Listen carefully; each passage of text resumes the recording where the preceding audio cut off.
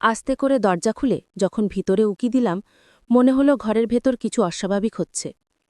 কমলারানী সেখানে বসেছিল, আর তার পাশে একজন প্রায় ৬০ বছরের বৃদ্ধ ছিলেন।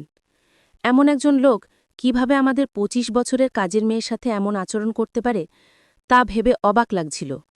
আমি তখনও নিশ্চিত ছিলাম না ঠিক কী ঘটছে, তবে পরিস্থিতি দেখে আমার মধ্যে এক অদ্ভুত পরিস্থিতি তৈরি হয়েছিল। পরিস্থিতি সামাল দেওয়ার জন্য আমি একটা পরিকল্পনা করলাম। আমার স্বামী তখন শহরের বাইরে কাজে গিয়েছিল, তাই রাতে একা ঘুমানোর সিদ্ধান্ত নিলাম। ঘুমাতে যাওয়ার আগে আমি লাল রঙের একটি পোশাক পরলাম এবং চাচার ঘরে ঢুকে চাচাকে দুধ দিতে গিয়েছিলাম। চাচা আমার দিকে গভীর দৃষ্টিতে তাকিয়ে রইল, তারপর হেসে বলল, তুমি কি কিছু চাও? তারপর তিনি আমার হাত ধরে টেনে, হ্যালো বন্ধুরা, আমাদের আরেকটি মজাদার গল্পে আপনাদের সবাইকে স্বাগতম। আমি আশা করছি এই গল্পটি আপনাদের ভালো লাগবে। আমার নাম প্রিয়া, আমি শহরে থাকি এবং আমার বয়স ২৫ বছর। আমি একজন বিবাহিত মহিলা, তবে আমার জীবন যেন নানা রহস্যে ভরা। আজও আমি মাঝে মাঝে শিশুসুলভ আচরণ করি। হয়তো এ কারণেই আমার পরিবার এবং শ্বশুরবাড়ির সবাই আমাকে খুবই স্নেহ করে। আমার শ্বশুরবাড়িতে কেবল আমার স্বামী এবং তার চাচা শ্বশুর রয়েছেন। চাচা শ্বশুর ৬০ বছরের একজন অবসরপ্রাপ্ত সরকারি কর্মকর্তা।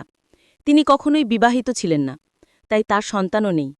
প্রতিদিন পেনশনের টাকা এবং গ্রামের সামান্য চাষাবাদ থেকে যা আসে তা দিয়েই তিনি চলেন। সারাদিন তিনি তার ঘরে বসে টিভি দেখেন বা বিভিন্ন বই পড়েন। আমার শাশুড়ি ও শ্বশুর আমার বিয়ের আগেই মারা গেছেন, তাই বাড়ির পরিবেশ ছিল একটু নিরিবিলি। আমার চাচাও মাঝে মধ্যে আমাদের সাথে থাকেন এবং তিনিও নিজের স্বাস্থ্য বেশ ভালোভাবে ধরে রেখেছেন। চাচা ছিলেন সবসময় ফিট এবং সুস্থ।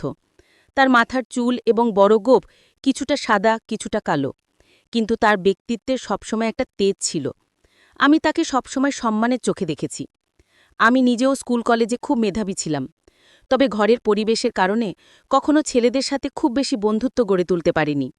আমি আমার বন্ধুদের গল্প শুনতাম, তাদের এবং তাদের বন্ধুদের অভিজ্ঞতা শেয়ার করত, আর আমি সবসময় চুপচাপ শুনতাম। বয়স বাড়ার সাথে সাথে আমার সৌন্দর্য বেড়ে যাচ্ছিল। অনেকেই আমার সাথে কথা বলতে চাইত, কিন্তু আমি খুব সাধারণভাবে জীবন কাটাতাম। আমি এমন কাউকে খুঁজে পাইনি যাকে আমি পুরোপুরি বিশ্বাস করতে পারি।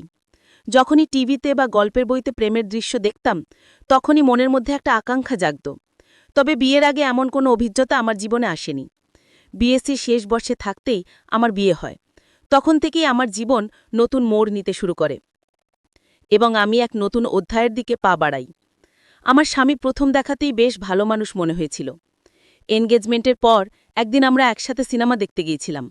আমার স্বামী সেদিন আমাকে স্নেহের সাথে কাছে টেনে নিয়েছিল, যা আমাকে খুব আনন্দিত করেছিল। আমার মনে হচ্ছিল যেন আমার স্বপ্ন পূরণ হচ্ছে। তিনি আগেই বলেছিলেন, আমরা যত বেশি সময় একে অপরের সাথে কাটাবো ততই সম্পর্ক গভীর হবে। আমারও বিয়ের প্রথম রাতের কিছু স্বপ্ন ছিল, যা আমি মনে মনে চেপে রেখেছিলাম। বিয়ের কিছুদিন পর আমাদের জীবন সুন্দরভাবে চলতে থাকে। আমাদের বিয়ে যাচ্ছিল আমার জীবনের অন্যতম সুন্দর মুহূর্ত। আমি আপনাদেরকে আমার পরিবারের গল্প শেয়ার করছিলাম, আমার চাচা এবং শ্বশুর শাশুড়ির কথা। বিয়ের ১ বছর পর আমাদের জীবনে আরও অনেক আনন্দ যোগ হয়েছিল। আমার স্বামী তখন তার কোম্পানিতে ইঞ্জিনিয়ার হিসেবে কাজ করছিলেন, তাই কাজের চাপও তেমন ছিল না। প্রায় প্রতিদিন সন্ধে ৭টার মধ্যে বাড়িতে ফিরতেন। আমরা প্রতিদিন ভালো সময় কাটাতাম এবং যখনই সুযোগ পেতাম একে অপরের সাথে সময় কাটাতে খুব ভালো লাগত। এই আনন্দ ২৫ বছরের বিবাহিত জীবনে আমাদের সঙ্গী ছিল। বিয়ের পর আমার অনেক ইচ্ছা পূরণ হতে থাকে এবং আমার স্বামী প্রায় বলতেন, প্রিয়া, তুমি আগের চেয়ে আরও বেশি সুন্দর হয়ে উঠেছ। ধীরে ধীরে আমি একা থাকতে অভ্যস্ত হয়ে উঠেছিলাম। দিনের বেলায় যখন বাড়িতে একা থাকতাম, মাঝে মাঝে মনে হতো একটু আলাদা কিছু করার দরকার।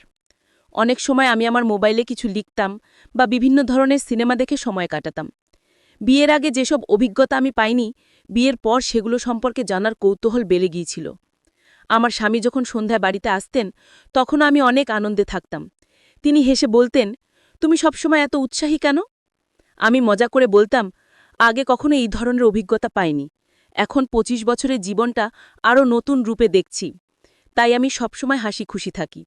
বিয়ের ১ বছর পর আমার স্বামী পদোন্নতি পেয়ে ম্যানেজার হয়েছিলেন। অফিসের কাজে ব্যস্ত থাকায় তার বাসায় আসতে দেরি হতো। সকাল ৮টায় অফিসে যেতেন আর ফিরতেন রাত ১১টায়।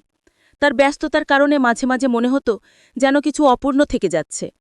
তবে আমি নিজেকে সামলে নিতাম। একদিন হঠাৎ মনে হলো আমার প্রতিবেশী ভাইটিও বেশ সুদর্শন, কিন্তু আমি জানতাম এমন কোনো পদক্ষেপ নিলে ভুল বার্তা ছড়াতে পারে। তাই আমি নিজের উপর নিয়ন্ত্রণ রাখতাম। আমি প্রায়ই আমার প্রতিবেশী সুনীলের বাড়িতে যেতাম। তার স্ত্রী আমার খুব ভালো বন্ধু ছিলেন এবং আমরা একসাথে সময় কাটাতাম। সকালে আমি নাশতা তৈরি করে আমার চাচাকে খাওয়াতাম। তারপর সুনীলের বাড়িতে যেতাম। সেখানে ১-২ ঘন্টা গল্প করার পর বাড়ি ফিরে দুপুরের খাবার তৈরি করতাম। আমাদের কাজের মেয়ে এসে ঘরের কাজ করত। একদিন আমি প্রতিবেশীর ফুপুর বাড়িতে বসেছিলাম। হঠাৎ আমার ভাইয়ের ফোন এলো যে তাকে তাড়াতাড়ি যেতে হবে। সেই কথা শুনে আমিও বাড়িতে ফিরে এলাম। তারপর রান্নাঘরে গিয়ে দেখি বাসনপত্র পরিষ্কার করা হয়নি। আমি কাজ শুরু করলাম এবং সবকিছু গুছিয়ে নিলাম। আজও কিছু অপূর্ণ মনে হচ্ছিল। ভাবলাম কমলা রানী আজ আসেনি, তাই তাকে ফোন করলাম। ফোন তোলার পর আমি জিজ্ঞেস করলাম, তুমি কোথায়? কমলা রানী বলল, দিদি আমি তো তোমার বাড়িতেই আছি, ঝাড়ু দিচ্ছি। কথাটা শুনে আমার সন্দেহ হলো, কারণ আমি রান্নাঘর থেকে বেরিয়ে দেখলাম ঝাড়ু একপাশে পড়ে আছে, আর সে কোথাও নেই। ফোনটাও কেটে দিয়েছে। রাগ সামলাতে পারছিলাম না, তাই আবার ফোন করতে যাচ্ছিলাম। ঠিক তখনই আমি চাচার ঘর থেকে তার কথোপকথনের আওয়াজ শুনতে পেলাম। আমার মনে সন্দেহ আরও বাড়ল। যদি কমলা রানী ঝাড়ু না দেয় তবে সে করছে কি? আমি চুপি চুপি চাচার ঘরের দরজার কাছে গিয়ে কান পাতলাম। সেখানে কমলা রানীর কথাবার্তা শুনতে পেলাম, কিন্তু আজ তার স্বর ছিল কিছুটা অন্যরকম। ভেতরে ঢুকে দেখলাম চাচা বসে আছেন আর কমলা রানীও তার সাথে। এই দৃশ্য দেখে আমি হতভম্ব হয়ে গেলাম।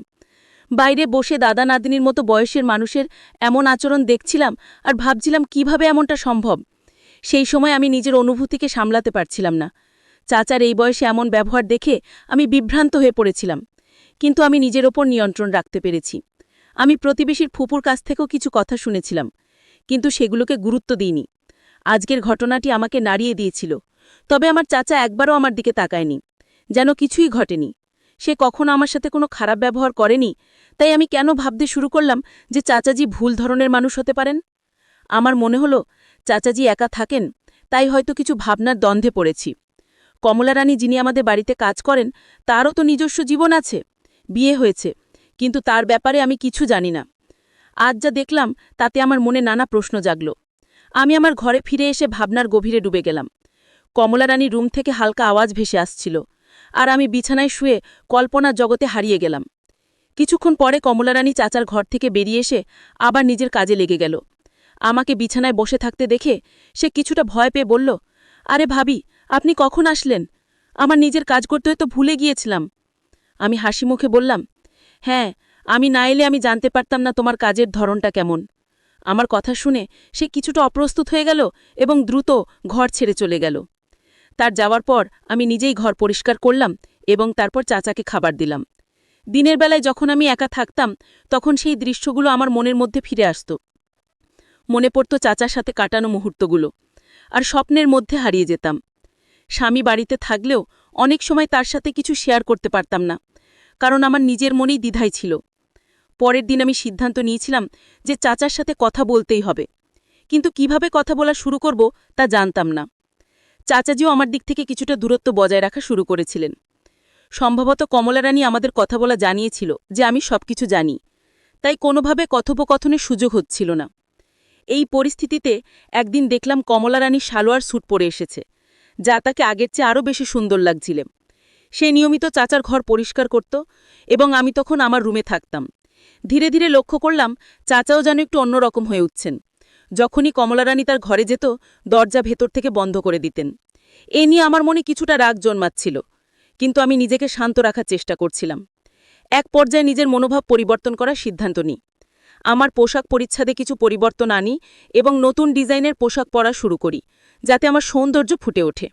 যখন কমলারানী ঘরে থাকত, আমি আমার রুমে থাকতাম, কিন্তু তার চলে যাওয়ার পর আমি চাচার সামনে যেতাম এবং এমনভাবে থাকতাম যাতে আমার সৌন্দর্য চোখে পড়ে। আমি লম্বা কুর্তি বা মাঝে মাঝে জিন্স ও ফ্যাট পরতাম। সকালে চাচাকে চা দিতে যেতাম, আর তিনিও বুঝতে পারতেন যে আমি তার কাছ থেকে কি চাই। বিকেলে প্রায় আমরা একে অপরের সাথে সামান্য কথাবার্তা বলতে শুরু করলাম। রাতের খাবারের সময় আমরা সংসারের নানা বিষয়ে কথা বলতাম। একদিন আমি চাচাকে জিজ্ঞেস করলাম কেন তিনি বিয়ে করেননি।